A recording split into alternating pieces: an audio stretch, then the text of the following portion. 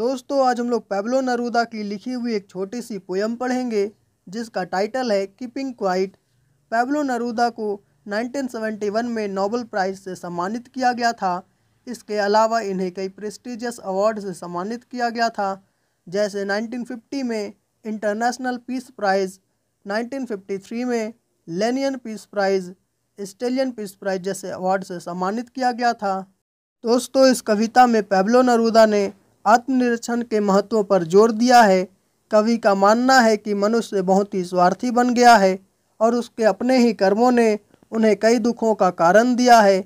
दोस्तों इस कविता में नेरूदा मनुष्यों को शांति से अपने अंदर झांकने को कहता है और लोगों को आपसी समझ की भावनाओं को बढ़ाने की बात करता है।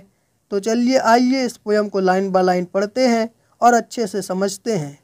Now we will count to 12 and we will all keep still। दोस्तों यहाँ पर कवि कह रहे हैं कि इस धरती पे जितने भी लोग हैं हम सब मिलकर 1 से 12 तक गिनेंगे और 12 तक गिनने के बाद हम सब रुक जाएंगे, शांत हो जाएंगे। दोस्तों यहाँ पर काउंट टू 12 एक फ्रेज के रूप में यूज किया गया है जिसका यहाँ पर दो मतलब है। पहला कि कवि ने यहाँ पर एक घड़ी को दिखाया है, घड़ी के 12 घंटे को दिखाया है, और दूसरा कवि ने एक साल को दिखाया है, साल के 12 महीनों को दिखाया है। कवि चाहते हैं कि संसार में जितने भी मनुष्य हैं वे सभी मिलकर एक साथ 12 तक गिने और 12 तक गिनने के बाद वे सारे लोग शांत हो जाएं, रुक जाएं। For once on the face of the earth let's not speak in any language.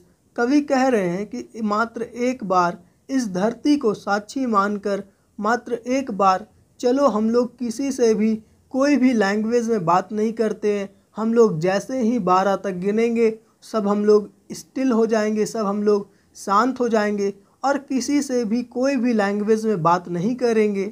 Let's stop for 1 second and not move our arm so much. हम लोग सभी लोग एक साथ 1 सेकेंड के लिए, कुछ पल के लिए रुक जाएंगे और अपने आर्म्स को मूव नहीं करेंगे, अपने हाथ पैर को मूव नहीं करेंगे, कोई भी वर्क नहीं करेंगे। हम सब लोग मोशनलेस हो जाएंगे। It would be an exotic moment without rush without engine.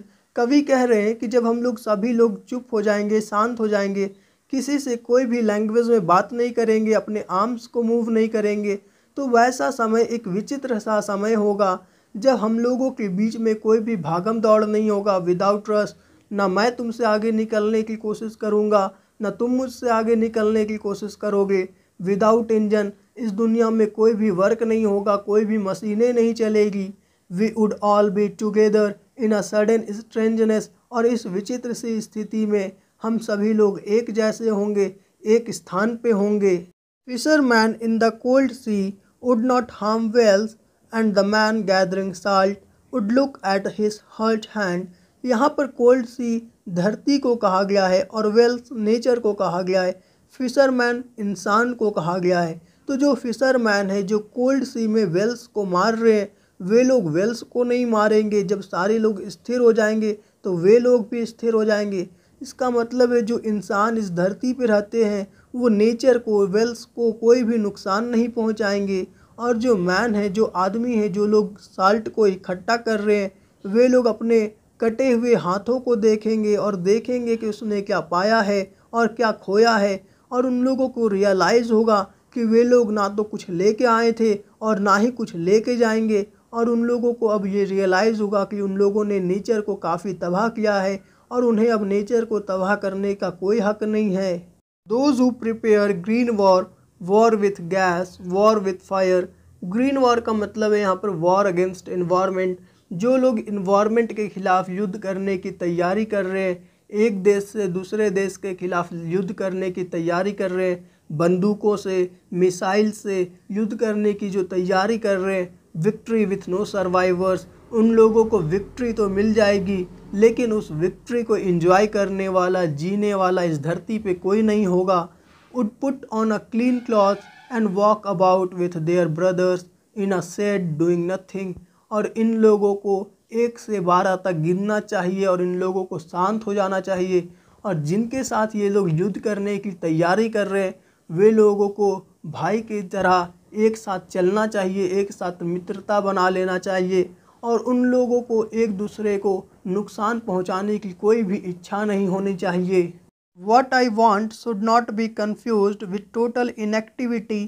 यहाँ पर कवि रीडर से कह रहे हैं कि मैं जो चाहता हूँ उसमें कोई कन्फ्यूजन नहीं होना चाहिए। मैं बस यही चाहता हूँ कि सभी लोग एक साथ एक समय के लिए कुछ देर तक मोशनलेस हो जाएं। Life is what it is about. I want no truck with death. Life जो है वो जीने में है, लाइफ मरने के लिए नहीं है। मैं नहीं चाहता हूँ कि युद्ध हो और युद्ध में हम लोग एक दूसरे की हत्या करें। लाइफ जीने के लिए है, मरने के लिए नहीं है। लाइफ एंजॉय करने के लिए, एक दूसरे के साथ भाईचारा बना के रखने के लिए है। If we were not so single minded about keeping our lives moving and for once could do nothing. दोस्तों यहाँ पर कवि हम लोगों को, रीडर्स को यह सलाह दे रहे हैं कि हमें सिंगल माइंडेड नहीं होना चाहिए, हमें आत्म केंद्रित नहीं होना चाहिए, हमें स्वार्थी नहीं होना चाहिए। अगर हम लोग स्वार्थी रहेंगे तो हम लोग किसी के लिए भी कुछ भी नहीं कर सकते हैं, हम लोग किसी को मदद नहीं कर सकते। हम लोग जिस धरती पर रहते हैं उस धरती के लिए हम लोग कुछ नहीं कर सकते हैं। अगर हम लोग स्वार्थी बने रहेंगे अपने जीवन के प्रति तो हम लोग केवल अपने ज़रूरतों को पूरा करने के बारे में सोचेंगे, अपने परिवार के प्रति अपने कर्तव्यों के बारे में सोचते रह जाएंगे और किसी को कोई भी मदद नहीं करेंगे। Perhaps a huge silence might interrupt this sadness। लेकिन अगर अभी हम लोग थोड़ी देर के लिए शांत रहेंगे और शांति से अपने अंदर में झांकने की कोशिश करेंगे तो जो हमारा जो दुख भरा ये जो जीवन है जिसमें हम लोग केवल अपने आप में उलझ के रह चुके हैं, उस दुख भरी जीवन को, उस दुख भरे पल को हम लोग जो अभी तक बिताए हैं, दुख भरे ज़िंदगी को जो हम लोग जी रहे हैं, उस दुख से शायद हम लोग बाहर निकल सकेंगे अगर अभी हम लोग थोड़ी देर के लिए अपने अंदर झांकते हैं तो। Of never understanding our self. अगर हम लोगों ने अभी अपने अंदर, खुद के अंदर झांक के नहीं देखा तो हम लोग फिर कभी नहीं समझ पाएंगे अपने आप को। और जब हम लोग अपने आप को नहीं समझ पाएंगे तो हम लोग केवल दुखों में बट के रह जाएंगे, हम लोग केवल दुखों को जीते रह जाएंगे, केवल सिंगल माइंडेड ही रह जाएंगे। And of threatening our self with death. और हमेशा हम लोग मृत्यु से भागते नजर आएंगे। हम लोग जो भी कुछ भी काम करते हैं उस काम को करते वक्त आप गौर करिएगा, हम लोग जो भी काम करते हैं, जो भी हमारी गतिविधियां रहती है उसमें हम लोग केवल मौत से भागते नज़र आते हैं। हम लोग कोई भी वर्क करते हैं तो मौत को हम लोग धमकी देते हैं कि हमने ये काम कर दिया, तुम मेरे से पीछे हो और तुम अब मुझे कैच करने के लिए आ रहे हो, ये मैं जानता हूँ। और उससे पीछा छुड़ाने के लिए फिर हम लोग कोई नया वर्क करते हैं। तो दोस्तों यहाँ पर कवि कहते हैं कि हमें खुद को समझना चाहिए, हमें खुद को समझने के लिए कुछ वक्त निकालना होगा। और अगर अभी हम लोगों ने वक्त नहीं निकाला तो हम लोग अपने आप को, खुद को बेहतरीन तरीके से नहीं समझ पाएंगे। और अभी ही वो वक्त है जब हम लोग खुद को बेहतर तरीके से समझेंगे। Perhaps the earth can teach us as when everything seems dead and later proves to be alive।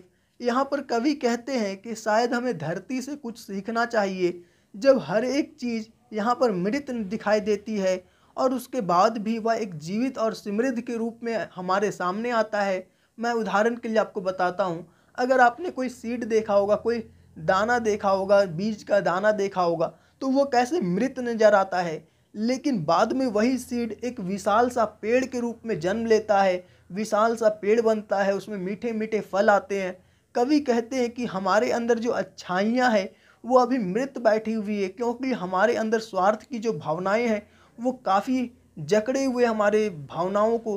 तो जो हमारे अंदर जो अच्छाइयाँ हैं, जो दूसरों को मदद करने की जो विचार है वो अभी मृत बैठा है हमारे शरीर में।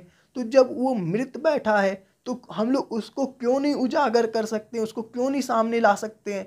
कवि कहते हैं कि हमारे अंदर जो दूसरों को मदद करने की जो भावनाएं हैं उसे हमें उजागर करना होगा।